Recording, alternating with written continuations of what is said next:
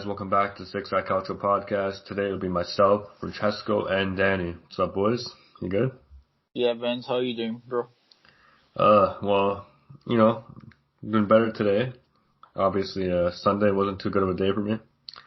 But we'll get into that a little later on. Actually, how are you doing, buddy? Good? Okay. The viewers are gonna hear me go on a rant later on in the podcast, but for now I'm doing okay. What's new?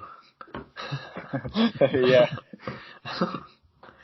Alright, yeah. So, obviously, match day 9 passed. Juve struggled, about Ronaldo. We've seen that early on in the year already. Roma, we've been on a hot streak, and that came to a big end. Napoli honored Maradona the way they should have. They did a great job. Then you have Sassuolo, their hot streak coming to an end as well. He has Inter, which, we'll start off with that, honestly, because I want to get into that. Sassuolo, Inter. If you guys watched the game, I don't know about what you guys think, but in my opinion, Sassuolo was the better team. They were outstanding, to be honest. They played really well, just they were not able to finish anything. And now you have next weekend, the Roma Sassuolo coming up, and I believe Caputo and Defrel won't be fit for that match. So, do you guys think this will be like the beginning of the end sort of thing for Sassuolo, or do you think they'll bounce back up and find their way back into the top 4 or 5 of the table? I think this could be the beginning of the downfall that Sassuolo could face. I just think they're a good side, don't get me wrong, and they've been playing really good up to this point. But it's going to be interesting to see how they bounce back. And we've seen this last year with, if you guys can recall, with Cagliari. They started off really well. They, pardon me, they even bet Napoli during the stretch in the 4th place. And it seems like once that Napoli game happened, it seemed like from that game on, they just started to fall off the face of the earth. And they ended up, I think, in 12th or 13th, like really low. I don't think Sassuolo is going to go that low. I think they're a strong enough side they can even make top 10, top 8. And I just think, I don't want to see Sassuolo fall. Like, who knows if they're going to fall? I think they will. But I think they'll be a strong enough side to maintain in the top 10, maybe even make a Europa League, surprise Europa League. They just got some really good quality players. And I just feel like now teams are going to start figuring out how to beat Sassuolo. And without Caputo, it seems like their attack is a little like slow. They don't have that pure finisher. And I feel like there's so much that only Baradi and Boga can do. Locatelli's been phenomenal all year in the midfield. They got a really good coach. I think they're going to fall, and it's just going to be interesting to see if they can bounce back. Because I feel like if they can bounce back this coming week, maybe they can maintain the top 5. But I feel like they might just start falling off, and we'll see what happens with them. Yeah, like Danny said, this is the beginning of the end for Sassuolo. They had their fun at the top of the table, but now it's time to face reality. If I'm being completely honest, I think Juventus is going to try to do everything to secure Locatelli in January. And that's going to be the beginning of the end for them. I think they're going to be strong enough and end up in 6th place, maybe 7th, if they have a really bad fall. But I think they're going to still finish for the Europa League qualification spot. Yeah, well said. Like you said, the Locatelli thing, I wouldn't be surprised. We've seen in the past how Juve have Sassuolo on strings when it comes to the transfer market and games. So, like in past years, I don't know if you guys remember, but Sassuolo has been a hot run, and their first loss would always be to Juve, and like 4-0, 5-0. The best players, Juve snatched them up. I remember Zaza was one of the best strikers in the league at the time, and then Juve stripped them away, and then Sassuolo almost got relegated, and they got pretty down there in the table. So maybe that's why Berardi still at Sassuolo wasn't good enough. But actually, to be honest, I rate Berardi. Yeah, no, I think he's a really good player. I think this year even last year too, the last few years he's been becoming the player that a lot of people put him as. And yeah. I feel like on a big team, with that pressure being on a team like Juventus, he might not be good enough. But a team like Sassuolo, where he's the captain, where the fans love him, he does well there. The fans treat him like royalty, and I feel like that's what he needed this whole time, and he's been playing arguably his best soccer in the last 2.5 years, and I feel like he can potentially carry that into the Euros, and who knows, maybe he might be starting for the Azzurri when it comes to the Euros. Yeah, and I just wanted to check quickly Sassuolo, like who they're playing next, and they got Roma, which hopefully we make it a tough game. I think we will.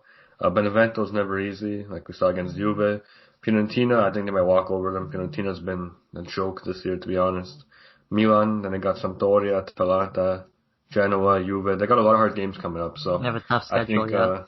Sassuolo, and with these injuries now, Caputo going down and Defrel potentially missing the match as well, I think Sassuolo, this could be the beginning of the end. I think the match against Roma will be very tough for them offensively. We've seen a Boga against Roma. It gives us a problem every time, so that'll be interesting to see how our defense can hold up. But yeah, I think Sassuolo, I think it was inevitable because they don't have the depth, but Yeah. based on the schedule, they've had a pretty light schedule up to this point. Their only big notable win was against Napoli, the 2-0 victory.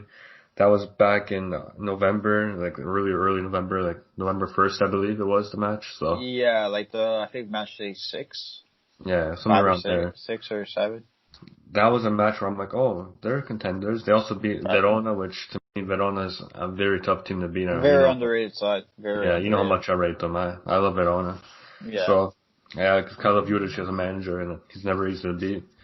But yeah, I think this could be a downfall for Sassuolo. And you know what? Give credit to Inter because Inter, we've been very, very hard on them. Hey, they probably heard our podcast. They probably Yeah. heard us criticizing them, saying they got to step up, and they did. And you know what? Yeah, second place. Tough Sassuolo side, and Sanchez got the goal, which he needed to be big because again, without Lukaku, who's going to be that guy that scores? I don't believe in Martinez at all. I don't have confidence in him to be a good, like a class player. I just feel like he's only good when Lukaku's in the lineup, and even guys like Sanchez scored, Gagliardini scored, and it's a good game. It's a good sign to see, and I think Lukaku did come back that game. If I can recall, he came off the bench right in the 80th minute. I believe so, around there. So I feel like now this could be a big turning point for Inter, or this can also be a game that Inter looks to be coming back, but the next game they lay an egg. So we gotta see if they can continue this form, because if they can, then they're one side you have to look out for, and you can't count them out right now.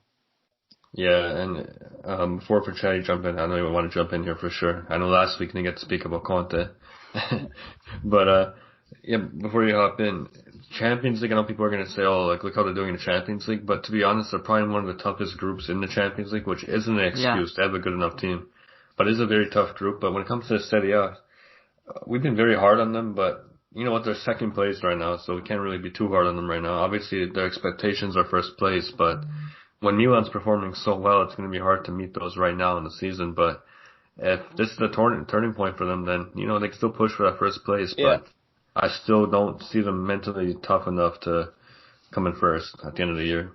But yeah, for Chet, hop in. Okay, so for me, I don't see Conte ever winning another scudetto in his lifetime. I think for me, he's proved himself. I think for him, he doesn't care what he wins. He's won the Premier League. He's won multiple scudetti. The only thing that he hasn't won is in Europe. And I think the only way he's ever going to win in Europe is the Europa League. In terms of Inter, his job is to make the team better than what it was when he left off, when he first started. And he's already done that. Everyone can know he's already made Inter a better team than what they were before. I just think Conte doesn't care. He cares about the legacy of the players, and that's what Conte is going to be made of. He's known to make players and make players better than what they were. And the prime example I have for this is going to be Bastoni. When Bastoni becomes a world-class center back, he's going to thank Conte for making him that world-class center back. Same with Barella. Barella was great. Under Conte, he's amazing. He's untouchable. He revived Lukaku's career. He's done wonders with players. So in that aspect, players are going to thank Conte for that. In terms of winning the scudetti, players want to go to Inter to win the scudetto. It's never gonna happen. The only trophy I see Inter ever winning in the next couple of years under Conte is the Europa League. Yeah, fair point. He's very good at developing players. You saw at Juve as well. Didn't have the best of lineups when he was there, but He made Bonucci. made them good. Yeah. A young hooligan from Bari. Still a hooligan. He's old now. He's a world-class defender at Juventus. I would not say world-class. I don't think world-class. Listen, the wise words of Jose Mourinho. He's like a Harvard professor at defending. Harvard professor, huh? I mean, he looks like someone who works at Harvey's. Are you sure he wants to talk about? Are you sure he wants to talk about Chiellini? Oh, he was talking about Bonucci and Chiellini. Oh God, then maybe I'm lucky I don't go to Harvard then. Just have the professors here. Yeah. Moving on from the Harvard professor. Yeah, we also had Juve, so I guess we'll get into that too now that we have Francesco giving his takes on the Harvard professor and all this stuff. I want to hop in for the Ronaldo-less Juve drawing against Benevento. Okay, so there's two problems with this game. Number one, Ronaldo missing the game had nothing to do with us losing. A game against Benevento with the quality Juventus has is a game Ronaldo should be rested. We have a lot of games, important games coming up, and we can't have Ronaldo playing every minute of every game. This team is too reliant on Ronaldo, and it needs to stop. The only reason why the headlines are saying it's a Ronaldo-less Juve is because we didn't win. And the only reason we didn't win is because of Dybala. Putting 100% blame on Dybala over here. His leadership ability in the team is just non-existent. He doesn't deserve the captaincy armband. I've said it every podcast now. Mentally, Dybala is not there. He's thinking of that contract. He's still crying and throwing a temper tantrum over the $50 million contract he wants. And if he keeps playing like this season, he'll be lucky to even be a Juventus player. And if we even keep him, he'll be lucky to be making 5 million euros a year, the way he's playing. I think Pirlo needs to man up and say to Dybala he's not his friend anymore. They used to be former teammates. He's not his friend, he's his boss. And he needs to sit on the bench until that contract gets resolved. When he's on the pitch, I don't want to see the armband on him. I think it deserves to be either on Ronaldo or Cuadrado. We saw when Cuadrado led the team against Cagliari, how well the team played as a whole. I think he sacrifices his team. He's always has. He always will. Dybala is someone who cares about his personal growth as a player, and we can't have that leading the team. He's not a selfless player. Against Benevento, I'm glad we tied that game because it goes to show us that we can't win every game ugly. It's giving me flashbacks of when Allegri was the manager. I think we need to start from the drawing board. Have Morata, Ronaldo start the big games. Well, Benevento is considered a big game now because of Dybala's lack of leadership ability. And until Dybala's confident in himself or healthy, like Juventus want to say it, that he's been on antibiotics, and it's an excuse that he's not fully fit. So until he's fully fit, I would say maybe experiment with the under 23 players, maybe put Portanova up top, put Wesley up top, show players that actually want to play for the jersey and want to prove themselves. Because right now Dybala, he's relaxing in his house on his chair, thinking that everything's sunshine and rainbows, and he has Juventus on strings because every time we tried selling him, he cried, and we ended up keeping him. So we got to show that no player is bigger than the club, and punish Dybala for a bit until he's mentally ready to come back on the pitch better than ever. Yeah, and I have a question for you from Chad to bounce off of that.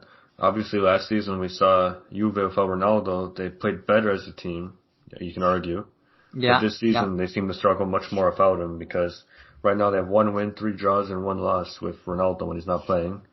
And 2 of those draws come to Benevento and Crotone, 2 very winnable games. So why do you think that is?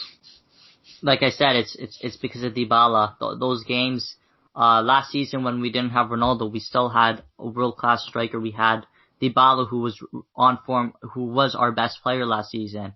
To this season, I would say he's our worst player this season. And when you have Dybala, who's not doing anything, he's supposed to be helping support Morata, and Morata was out left to dry that game against Benevento. And it's very frustrating and hard to see that. And then when Benevento scored, the captain needs to motivate the team. They need to make sure they get that win. And Dybala failed to motivate the team when he should have. So I think that's a big factor of why without Ronaldo we're not playing well, because we lack that leadership role. We lack that mentality. And with Ronaldo, when he has that armband, he has that. He feels like he has to have that leadership role. With Dybala, when he has it on, it's like it's an annoyance for him on that arm, because he's not concentrated, he's not focused, he's not doing what he's supposed to do. Yeah, and I also feel like Ronaldo's almost one of those like free bailout cards when you play like Monopoly. Juve play like a bad game still, and he scored like against that Hungarian team. So that beautiful shot from outside the box. That's like a bailout card right there. Like without him, that's probably never gonna happen. And that game could have ended in a draw. So I feel like without Morata, Juve could have lost that game, to be honest. Yeah. But it just seems like they can't put the ball in the back of the net. And it's not like they were getting dominated by Benevento. Obviously, Juve is the better team. They just can't score without Ronaldo, and they don't want to break down the defense without him. So he's kind of like Juve's bailout card the way it seems. But yeah, and it seems like every week you're complaining about Dybala. And when do you think it's time where you say, okay, let's just not play this guy for a couple of games in a row now? No, I think now's the time. I've been saying he shouldn't have been playing until that contract's resolved. I've been saying it. I'd start Portanova over him, because you see when he's on the bench, he's not happy. Dybala, he's not happy. Like when we took him off in 2017, when we took him off last season, he was satisfied with his performance. He would go, he'd be laughing with Pinsolio and Buffon on the bench. Now he's on the bench, he's miserable.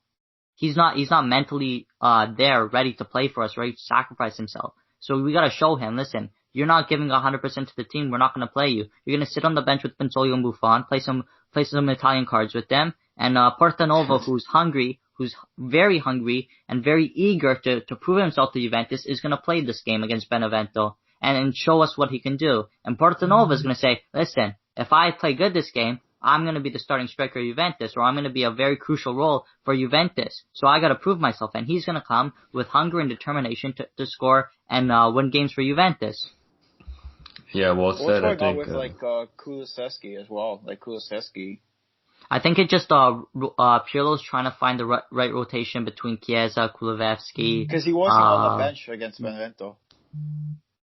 So I don't know if he was nicked up or anything. I'm looking. I'm not he sure. wasn't. No. He wasn't on the bench. Kulusevski came on. Almost certain. That's right. You guys can check that out. But in the meantime, thing I didn't. Yeah. I remember seeing him too. He came off the bench and just playing around with formation and tactics and all that. One thing I did not like, you talked about the match perfectly. Just one thing I didn't like after the match was, and you're probably thinking of saying Morata and all the red card or whatever, but that what Pirlo said something along the lines of, we didn't have enough quality. I'm sorry, but I think Dybala himself is worth more than. Conte. He's pulled a Conte card. He was reminiscent of a very young Conte, just complaining about the quality on the pitch, because you should never ever complain about quality when you're playing a team like Benevento. Let's see who was lineup. I'm pretty sure they had Morata, who's been on a tear. It was Morata, Dybala. Yeah. Guys at 50 mil, De Ligt 65 mil. The quality is not the problem. And the thing with Pirlo, he doesn't Juve don't have a style of play where I can be like, oh, that's Juve. They played that game. I think it was their last game before Benevento. It was one game they played really, really well. Cagliari. It was against Cagliari, I believe. Cagliari. Yeah. That was the only game this season where I saw, Juve have a style of play. They're knocking the ball around well, everything. But other than that, it just seems like they just pass the ball around, shoot until it goes in, no real style of play. And when they come up against a stronger team, against Barca per se, they struggled. I don't know, and they seem to break down defense well when Ronaldo's there, but without him, they just can't break down the smaller clubs. Yeah. I know it's tough. He's still young to coaching. I still don't believe he was the right choice as a manager for Juve. I still don't believe it. Maybe in the future, but I think Juve put Pirlo in such a terrible situation because they're almost turning him against the Juve fans because it's inevitable. He's going to be sacked eventually. He can't keep you know what I mean? He's going to get sacked. And it's going to make him look so bad. And they should have waited till he was ready. And I hope Roma don't do that to Rossi. I really hope we don't. Yeah, no, it's tough for Pirlo because he's never coached a team in his life, and this is his first coaching job. I get, okay, you want to work him from the under 23s and then call him up. He's never coached a team in his life, and it's not like Juve. Oh yeah, they won everything in the last 5 years, so there's nothing they can't win. Their goal is to win Champions League, and you're saying that Pirlo's your guy to take you to the Champions League. The way that they're playing now, I don't even think. Like, I'm calling me crazy, but the way they played against Benevento and they've been playing as a way, they'll be lucky to make it to Champions League next year. They'll be lucky to go to their quarters this year. And I'm going to give Benevento a lot of credit. They actually played a pretty strong match. And Lapisa, I think he's one of the best fullbacks in Italy this year. He's been playing outstanding for Benevento. He's been scoring goals when they need it, and he's been playing really well. And give Benevento a lot of credit because it's always tough to play Juve, especially for a team of their size and quality, and to get a huge point that can help them down the line, help them stay up in the Serie A. It's huge, and I really like what Filippo Inzaghi's is doing with this club.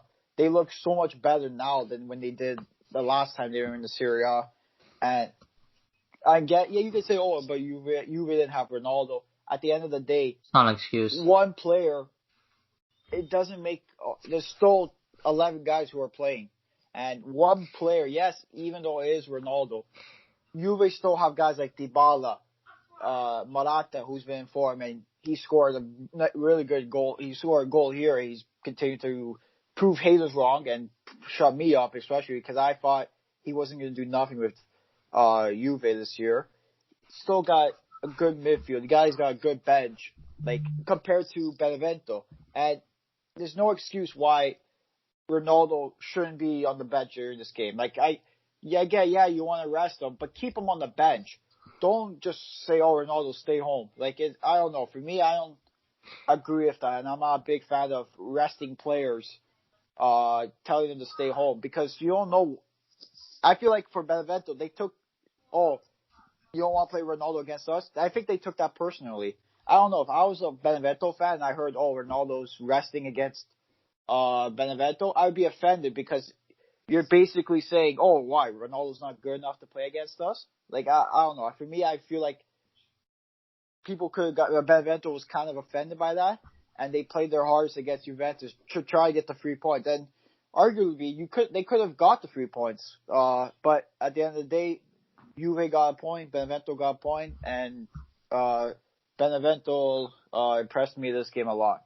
Yeah, well said to sum it all up. There's so much I want to say about Pirlo, but I feel so bad for the guy. But what can you do? You can't blame Pirlo because he's thrown to the wolves. Yeah, and the last thing I want to say about Pirlo and all this, obviously Ronaldo, he's not getting any younger.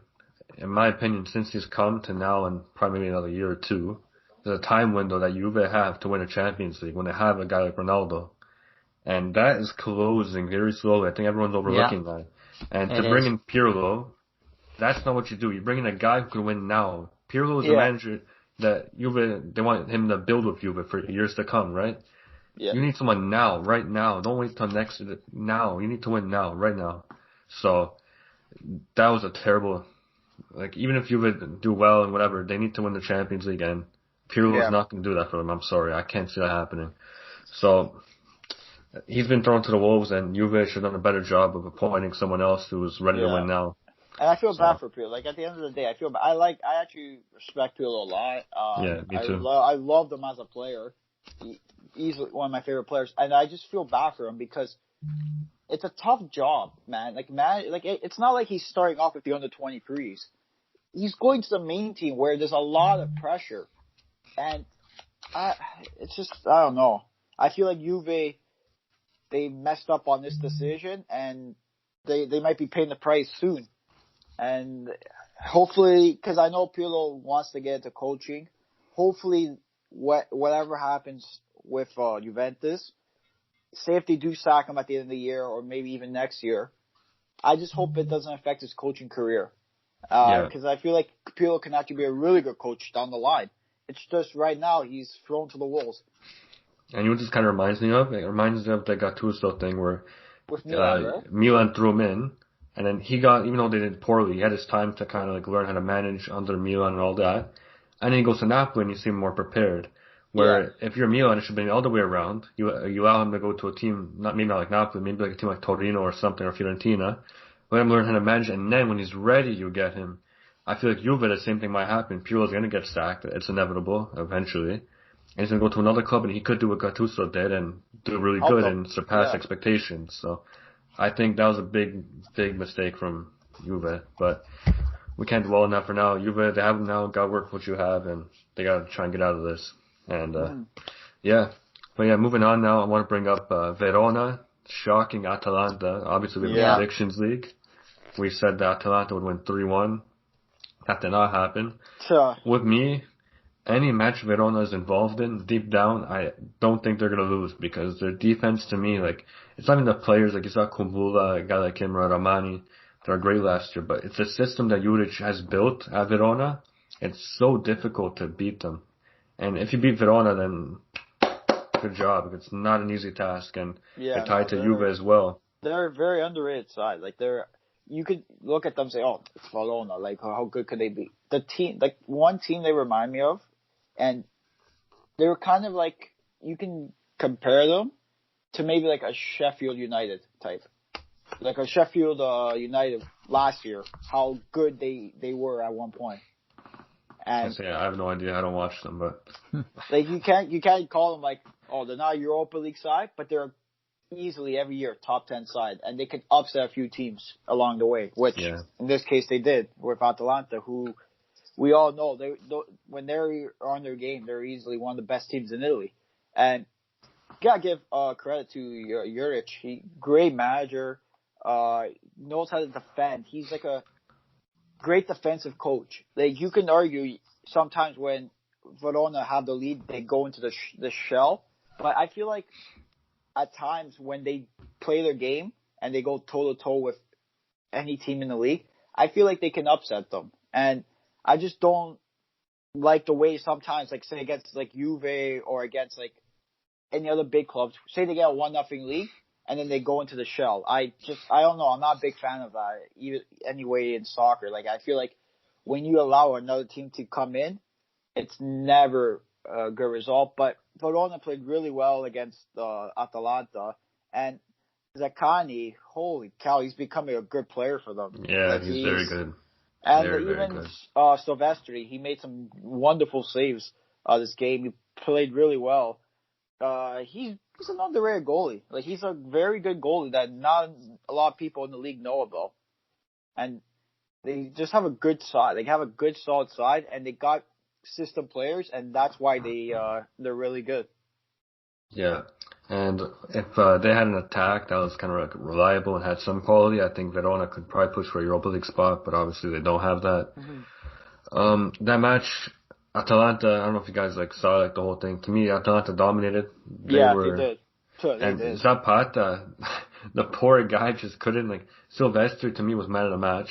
He was fantastic. Yeah. Oh, he was incredible. Zapata, the guy was just doing everything he could, and I couldn't believe it. There was one play where the ball just like skid past him just a little bit, a little touch would have went in. There's one where it just turned and shot it. It was off balance and it fell over. It was a header. There's so much in it. Easily, this game could have been maybe 3-0 Atalanta. Maybe our prediction could have been right. If Silvestri wasn't on this game. And he's a very good keeper. He's very underrated. He's very good. Even last year, I think he had the most clean sheets last year. I think didn't Musso have most clean sheets? I think Silvestri and Musso, they had like easily one. I think they were top 2 or something. Yeah, something like that. He was very good. Both good goalkeepers too. Yeah, and Zaccagni too. He's been this season. He's been playing very good for Verona, and he's one guy. Hopefully, Verona are praying that they keep him. I think they're praying that they keep him in January, because I know he's linked to a few teams, and Verona fans are probably praying, please just let him stay this 1 year, just let him stay to the end of the season, because he's been really good for them. Yeah, and one guy I'd like to see start for Verona is Favilli. I think he's a very underrated player. I know Francesco Yeah. smiling right now Yeah. because he used to play for Juve, everyone knows. And I think it was against Bayern. I could be wrong in the ICC. He had like a hat trick with 2 goals or something. Yeah, I remember it was in the ICC. Played amazing, and I said this guy's one for the future, and we got rid of him. Still don't understand the move, but hopefully he grows with Verona. Yeah, he's very good. I think it was against Juve he scored this year, wasn't it? And he got hurt right after. Yeah, I think so. Yeah, whenever he plays, it seems to score or cause problems, and I liked him against Atalanta as well. He came in late in the game, I remember. Even Veloso too. He's been playing really good for them. Yeah. He's always been a solid player, one of those guys. It's just he's been a solid player, but he's never played for like a good enough club. Yeah. He's a very respectable player, Veloso. Mm-hmm. But yeah, Verona, good job. Atalanta, they're playing in like less than an hour for us right now. Recording this on Tuesday. It's 2 p.m. Eastern time right now, so the game starts at 3. Hopefully they can win the Champions League match. They seem to be doing much better in the Champions League than Serie A as of late. So hopefully they're not focusing just on Champions League. Yeah, hopefully not. Because I don't think they're gonna win it either. Like the way their defense is, I don't think they're gonna win that either. Or maybe they'll be lucky to get to the quarters again. Our only hope is maybe a COVID and some top team, their players like go out or something for like a week. But no, I can't see them winning. But good for them. 2 years in a row, looks like they might get to the round of 16. So good for them. It's a big game right now against the team from Denmark. Yeah. I want to bring up Milan as well. And I was talking to a few buddies of mine about this, and every team seems to have that one guy they rely on, kind of like Inter, Lukaku, which they got win without him now, but they do struggle without him. Yeah. Sassuolo outplayed them. Juve, they got the Ronaldo. And then I feel like Napoli don't really rely on anyone, to be honest. I think Insigne is a big part of their team. Insigne and Koulibaly, those are the two guys that we rely on a lot.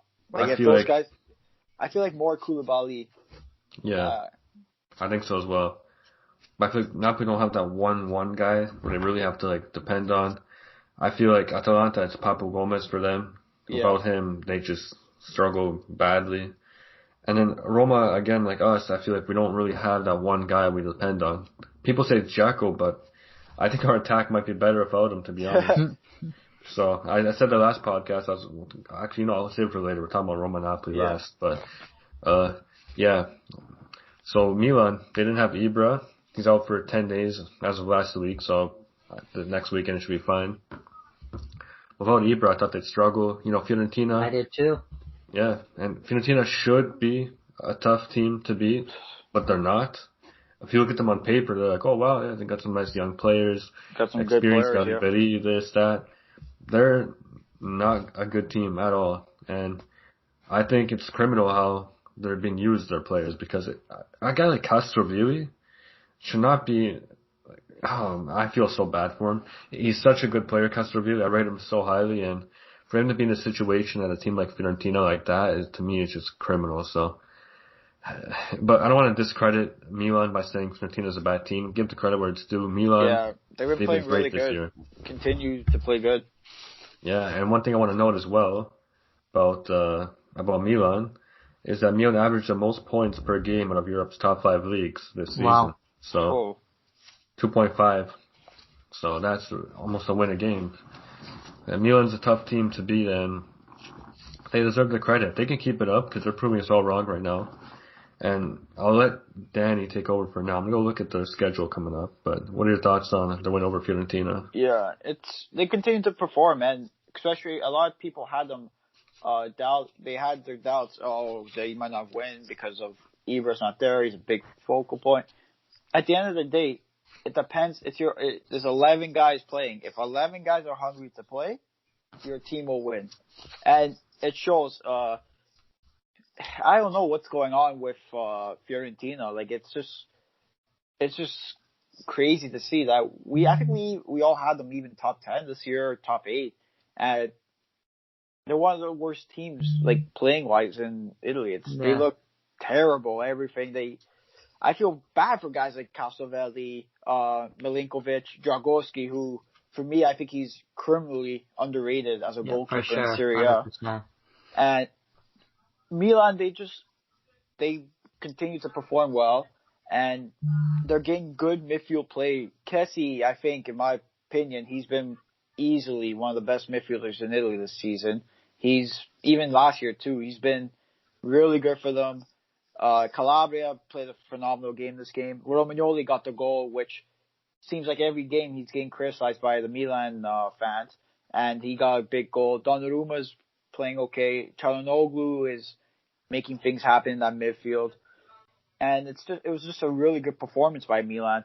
And I feel like now this has to be their time. They're in first place, 6 points up over the Inter and the rest of the league. I think they're 6, 7 points up from Napoli, Juve, Roma, and they gotta continue this, because if they begin to fall, it's not gonna look good. And I feel like Pioli's job is on the line this season, and I feel like if Milan don't make it to the Champions League, I feel like he could potentially get sacked. And Francesco, I'm going to ask you this question: do you think Milan have enough to maintain top four, maybe even upset a lot of people, and like upset the league and maybe potentially win the league? I think Milan getting top four is going to happen, 100% guarantee. Winning the lead is a bit tough because they do have the hunger, and I remember reading somewhere where Milan had an off day where they were supposed to be at home relaxing, and a lot of players showed up to training to show how much they want this scudetto and how much they are willing to fight for it. So I think winning scudetto, I think it's in their bucks. I think if Juve don't get their act together, and Milan continue on form with or without Ibra, I think they could really provide an upset here and prove the world and the rest of the Serie A wrong, that's saying, hey, listen, we got Ibra, who said he was going to do this. If he was at the start of the season, Milan was going to win the Scudetto, and now we're going to prove everyone wrong who laughed at him. So I think it all comes down to if Juve start playing the way they're supposed to be playing, and if Milan continue their form with the depth that they have available to them, because they don't have a lot of depth, but they have a good amount of depth that they could put up a strong fight, I think. Yeah, well said. And I was looking, and it seems like Milan's struggles could begin late January late December, early January, because they got some tough games coming up. They got Lazio, they got Atalanta, they got Juve. So it seems like the schedule for the rest of December is going to be pretty smooth sailing, to be honest. I think they're going to continue what they're doing right now, but then around that time it's going to be a tough period. So if they can overcome that, then we got to seriously start looking at, wow, Milan could actually win this whole thing. So yeah, I think that'll be the big test for them coming up. And yeah, were you going to say that? I was just thinking, like, I was looking at Fiorentina's team. I don't know what they need to be good again. Like, do they need like a coach? They need a coach. They need a good coach, and they need a number 9. I feel like they're missing a number 9. I don't know. I'm not. Vlahovic, he's good, but I feel like they need a true number 9, and I feel like they need someone that can come in and get goals coming like out of nowhere. And you know what though? Their wings. I'm not sold on Caglione anymore. There's a reason why Napoli got rid of him, and I feel like their wingers are just too old, and it's just, I don't know. I feel like they need to get something in January, and it begins with their coaching, and it's gonna begin with a number 9 and maybe potentially a new winger coming in. Yeah, I think Fiorentina, I think management is going to be the number one thing they need. I think Rocco Commisso's done a great job in getting the players, just selecting the right man to manage the players has been horrendous. So I think that's something they got to work on. I would like De Rossi's first coaching job to be Fiorentina next year. I know he's doing a coaching course, so That's something I'd like to see. I think he'd help them a lot. I think it'd be similar to a Gattuso where maybe tactically when he first starts he won't be the best, but when it comes to motivation he'll be fantastic. I think it'll be very similar to Gattuso's career with coaching so far. So I'm excited to see that, and hopefully Daniele can land that job. I know Rocco is really interested in that, so we'll see what happens. Was he supposed to take the job earlier? Like when they say it was a fake report that came out. Sky reported, so I was surprised that I think he was a candidate, but nothing was signed, nothing was done. But they're all saying, "Oh, it's a done deal, it's a done deal." I think for De Rossi right now with COVID, I don't think he's comfortable with coaching right now. So I think he's probably gonna wait it out a little bit, but I don't see COVID ending anytime soon. So I think eventually he will take it, and probably next year. I don't think De Rossi is gonna be a guy that steps in mid-season. It's not fair on him. A new coach to come in January. He needs a summer to see what players he wants. They just need to get. I feel like they need like more players. I feel like they need like maybe 1 to 2 quality players to come in and start. Yeah, I think they need quality players, but then also there's teams that have worse players that are above them in the table. Yeah, so maybe it's their coaching. Maybe we're being too harsh and they're not. Yeah, no, definitely the coaching. Plus, especially now they're losing a lot too. So there, their motivation and confidence levels are like all-time low. Yeah, you're talking Benevento giving more teams problems than they are. So and Benevento, I believe, is ahead of them in the table as well. So I think Fiorentina, they got to do a better job of selecting a manager because Prandelli may finish the year, but next summer he won't be there. I can almost guarantee that. So yeah, me too. Now, last part of the podcast, Roma Napoli. I've been dreading speaking about this, but I have no choice. And I called Danny after the match to congratulate him, and we talked a little bit about the match there, so we more or less know how we both feel about this game, but you guys don't, so we'll let you in. Dan, you want to start off? Yeah, so I just want to say what a performance from Napoli. I was absolutely surprised how well we played. Coming off that loss against Milan, I wasn't confident heading into this match, but I knew they would played a lot better than they did against Milan. One, because of motivation for Maradona, and two, I feel like Napoli were under Gattuso. Every time they have like those bad games, they always bounce back with a good win. And goals from the Insigne free kick goal was incredible. It was, some could say it was Maradona-like. And from that moment on, we just pressured Roma. Our passing was really crisp. The only part that I didn't like was our corners, but other than that, I feel like everyone played really well. Mertens got a nice goal for the first goal. Marante made a few mistakes on most of the goals. On that first goal, he was way out of position. Insigne got him at the near post. The second goal, I feel like it was a good shot from Ruiz, and I just feel like if Marante knew about it better, he probably could have saved it. Or if the defenders, I think it was Juan Jesus, if he would have closed his legs, I feel like Ruiz's shot would have gone in. But I'm not going to discourage Napoli. They played really well. Politano's goal was something special. A bit of luck too, but it was a special goal. And I was just really happy with the way we played. This was easily one of our best games. Besides the Atalanta game, I think this was our best game. Everyone looked really crisp. We were creating chances. And just to give Roma, I'm going to talk about Roma a little bit too. I think, as you can agree with some of the things I'm saying, they did not look good at all. And I think a big factor too was what with Enzo said with Dzeko. I feel like now, since he's getting old, up there in age, I feel like it's time for him to become maybe like a super sub. And their attack looked really slow. They were too predictable at times as well. Their shooting at the first half, they had a couple chances that instead of hitting the target, they just blasted it over. And right there, those two shots summed up the way Roma played. They didn't look too crisp at all. They didn't look like the Roma team that I was expecting. And Roma was one of the hottest teams in Italy heading into this match. And I think there were what were they, 11 games unbeaten or something like that? Like they were. I think it was 16 in Serie A. Serie A, they were they were in form and they looked like a really good side. And I was just a little disappointed with the way Roma played too. But at the end of the day, I'm happy that Napoli got the big 3 points. They played well for Diego, and I think Diego was smiling after the performance that the players played against Roma.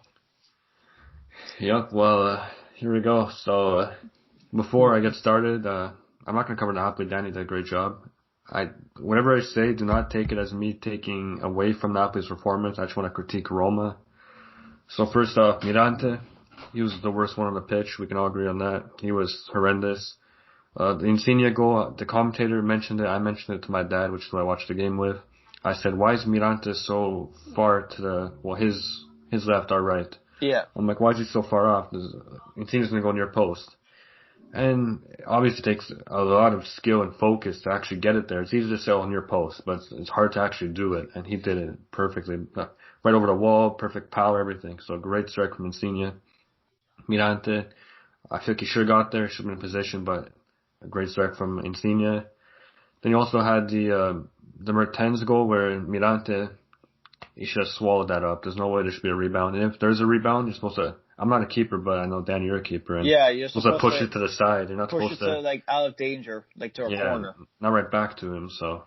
But in that shot, I feel like he could have easily grabbed it, or. Yeah, easily grabbed it, easily. Yeah, easily grabbed it, or if he wasn't confident, just push it to the, at least he should have pushed it to the side, at least. Yeah. For a minimum. The Fabian Ruiz goal, Juan Jesus, I see people getting on him. I know people like to bully him and go off on him because he's not the best of players, but he's an easy target, so to speak, but, I'm not going to blame him for that. It happens. We've seen the ball go into many players' legs in the past. Yeah. It happens. I feel like that one was just it's a hit or miss. The way the replay shows, it looked bad on Jesus, but during the game, it's so fast. So, but it was a great shot by Ruiz. A great shot. I was surprised that he actually hit the net, to be honest. And me and my dad, we always joke around, and we always say if Napoli could ever hit the net, they would be one of the best teams. They would be the best team in Italy because they get so many good chances, but we end up missing the net. And this game, we actually took really good shots. We didn't play stupid and try crossing in 90 times a game, and we actually hit the net in some of them, and we won the match. It's not that hard. You can't win if you can't score. Yeah, well said. The Ruiz one, I think the commentator said for that one too. I said it. Why was Mirante? Because right before we shot it, Mirante a little hop step to the right. Yeah, I think guess the ball's gonna go there, but it's not a penalty, Mirante. You don't guess where the ball goes. Stay in the center of the net. He would have got it easily because it was well struck, but it wasn't too hard hit. He could have got there in time. So it was just well placed by Fabian Ruiz. Give him credit for catching Mirante off guard, but that's the third mistake he made that match. And then the Politano goal, it was amazing from him. Fantastic. Obviously a little luck, but luck is part of the sport. Luck happens, you know? Yeah. Can't, if he's not in that position, then the little bounce won't happen. So I have to give him credit for that, being there. I think our defense at that point, they just gave up. And that sums up the goals, but other than the goals, I think the turning point for us, I said it to Danny after the match, I said once I saw Mancini go down, I'm like, this game is all over because Mancini was one of our best players up there at that point in the game. He was playing a fantastic match. He was doing a really good job. There's one corner play, I think it was headed off of Koulibaly or someone, and then he cleared it out. Could have been a goal there. Mancini was playing a great game. I think Ibanez had one or two mistakes, but I think he had a solid game again. Cristante, I was impressed with, to be honest. I think he played really well, Cristante. Who else can I speak on? Juan Jesus is Juan Jesus, whatever. To be honest, the defense didn't bother me much at all. I think 3 goals were, I don't want to blame it all on Mirante because it sounds petty, but I think they're easily avoidable. Mirante did the little things to fix them. But other than that, we got outplayed. Napoli dominated us. Dzeko just looked uninterested. Fonseca, it's hard not to play a player of Dzeko's quality in a big match, but the guy hasn't played in 3 weeks. I think, you know what, or 2 weeks, 2 to 3 weeks, whatever it was. But Dzeko, he wasn't ready. His legs were dead. I don't think the guy ran once. It was like playing FIFA for the sprint button. He was just looking down. I don't think it was a walk in the park. So I would prefer Mayoral. I think when you saw Mayoral come in, he did more than Dzeko. Was running around, he's pressing. And one thing I didn't like is when you're sitting so far back, you're just absorbing pressure, and they're going to score eventually. Napoli was going to score. It was 30 minutes of them just shooting and knocking the ball around in 4,000 corners and this and that. But they're going to score soon. Then the free kick happened. But okay, hopefully that wakes us up now. Whatever. It's going to happen. And unfortunately, Mancini went down. Yeah. Beretut was another big loss we had. But to be honest, I think it helped us in a way because Villar, to me, played a really good game against Napoli. I was happy with how he played. One of the only bright spots we had. I think Villar is ready for more minutes now. And to me, he's becoming a polished player and someone you can look on and say, okay, he's going to do his job. You know what you're going to get from him. It's not like a wild card. Per se, if you put like Tommaso Milanese, who's 18, and you don't really know too much about him. But with Villar, you know what you're going to get from him. He doesn't lose the ball much, and he dictates the tempo of the match, which is very important, especially at such a young age, to be able to do that against a tough team. I was happy to see. Yeah. And, yeah, I think Smalling, obviously a big loss, but we're not going to complain. Napoli's missing Bakayoko, Osimhen, two big players. So, and Napoli, they represented Maradona well. Yeah, and that was one player I was actually surprised with, like, since we're talking about, like, players, like, who played well for each side. One guy that played really well that went unnoticed was Zielinski. He was making some good runs. He played for me, I think this was one of his best games that he's played in a while, actually. I'm not a huge Zielinski fan. I feel like he could be a quality midfielder, but the shots he takes, he never hits the net. But this game, he played really well. And it's interesting because he was playing more of a cam position this game. Usually he plays with, say, Ruiz in the holding mid. I would like to see Zielinski play this position more often. I feel like this is to get the best qualities out of him. He doesn't have to always shoot. He can pass it. He's a really good, underrated passer on our team. It's just at times, like, he always gets into positions and he never hits the net. I feel like this role is going to help him a lot.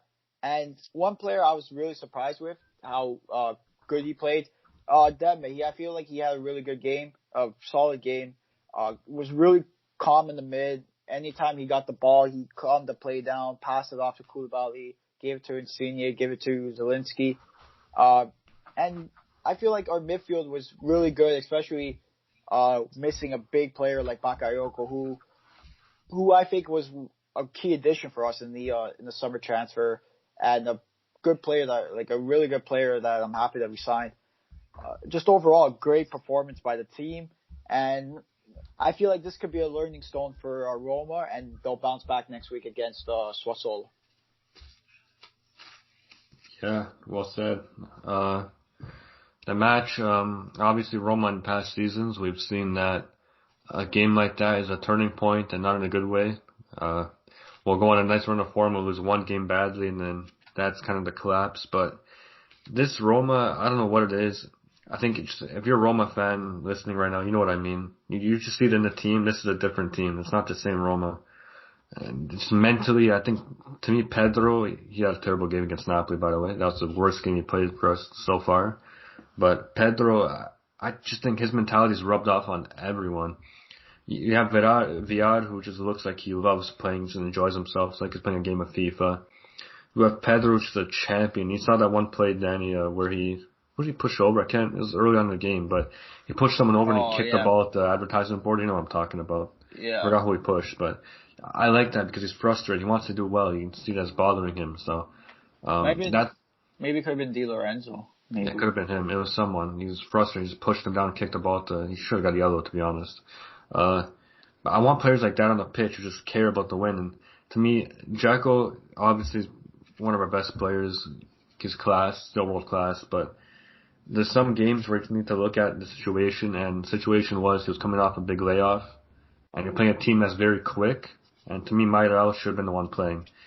Mayoral, he just takes everything personally, which I like. When he gets subbed off, he punches a corner flag, he throws water at something. He'll get pissed frustrated off. Yeah, which I like, because if you're not frustrated, it means you don't care. So that's what I want to see. And Mayoral, one game you get frustrated, next game you'll see you got a doppietta in Europa League. Doesn't play well, comes back and will score against Parma. or was it Parma? Whoever it was. Yeah. I believe it was Parma. But yeah, Mayoral is someone who I really like, and I think against Napoli he should have got the start, or at least we should have put Carlos Perez, Pedro, and then Mickey in the middle. But whatever, the game's done now. We'll see how the team responds. I think Fonseca got it all wrong for the first time this year. And people need to stop being so overcritical on the team, our fans, because that's the first game we lost since, I don't know when, the Sevilla game. Like, an actual game we lost against Sevilla on the pitch. So, that's in July. We're complaining about going undefeated in September, October, November, and beginning of August, and please, I don't want to hear it. And Yeah. you guys are being way too overcritical. And it's not like you guys are like losing 4-0 to say like a Parma or something. You guys lost to Well, that's a Napoli. good team. Yeah, and Napoli on their day, when they're a healthy squad, when we play well, when we actually play like we can beat anyone. Like anyone in Serie A. Like I'm not worried. Like I just worry that we come up flat, because when Napoli are shit, we're dog shit. Like I'll put that immediately. They're really I get pissed off watching them. But when we're a good side, I know I'm confident that we can beat anyone because of what we're capable of. It's just we just gotta keep up this constant playing well. Just if Napoli lose a game but we played well, I'll suck it up. I'll be like, we played well, but it didn't go our way. Shit happened. But when they play like shit, that's when I get pissed off. Because I know we can play much better, but we didn't. So, but it's Napoli. It's not like you guys lost to Parma. And yeah, it's a good team we lost to. I feel like this could be a big learning stone for Roma, and I just want to see what they can do this weekend, because if they can beat Sassuolo, watch out for them, because they can catch flames again. Yeah, and you can win the scudetto without beating a big team, like mathematically. So I think we've been doing a really good job against the smaller and Medicore teams, but eventually you're going to have to beat a big one. And I think that's what Fonseca's really struggled with. The only really big game he won was against Juve last year in the second game, but that was they weren't really playing. It wasn't really an important match. Both teams were just resting their players, whatever. Yeah. But I think Fonseca needs to get over that hump almost, because Di Francesco, he played good against the top 4 or 5, and then the other 15 teams he would just play terribly against. So I'd rather have this, to be honest, but still, I think Fonseca, he's still new ownership, didn't have a director for about 6 months now, 7 months. Only got to sign Smalling really in the summer, so you can't really blame him. I think he's done a great job. 1 loss, not going to do much. And move on from here. We'll see how the team bounces back on Thursday against CSK Sofia, and then against Sassuolo on the weekend. Mm-hmm. But Francesco, anything you want to add? Because I know me and Danny kind of took over the podcast. No, you guys covered the game well. I just think Napoli, that was Napoli's game to win. I think Maradona was in the stadium, and he was kind of grabbing the players and moving them around to have that little playing checkers, that impact that they had. Yeah. So I think for Napoli that was a great win to show not only the fans but the community that Maradona will always be remembered, and this is the start of a great run by Napoli. And Roma ends. You're not gonna like when I'm saying this, but Fonseca needs to go. I think it's time you call in Allegri and yeah. Gay. I knew you were gonna say that. I knew it. Send Fonseca packing his bags and get Allegri in. Yeah, it's also one of those games where you walk in there and you're like, this is our game to lose. Like in basketball, people call it a scheduled loss, where there's like a game like, we're going to lose that one. It's kind of like when a team plays on a ring ceremony when they get the ring. This is kind of like that, where you're playing against a team where the best player of all time, arguably the best player of all time, like in general, passed away. And Roma kind of walk in there, even though we're not the enemy, we kind of walk in there as the enemy. Yeah, 100%. Like, no one wanted Roma to win other than Roma. Even some Roma fans didn't even want Roma to win. They said, let's give this win to Napoli. Well, guys are jokes for saying that. I wasn't sure for your team. Whoever said that is. But,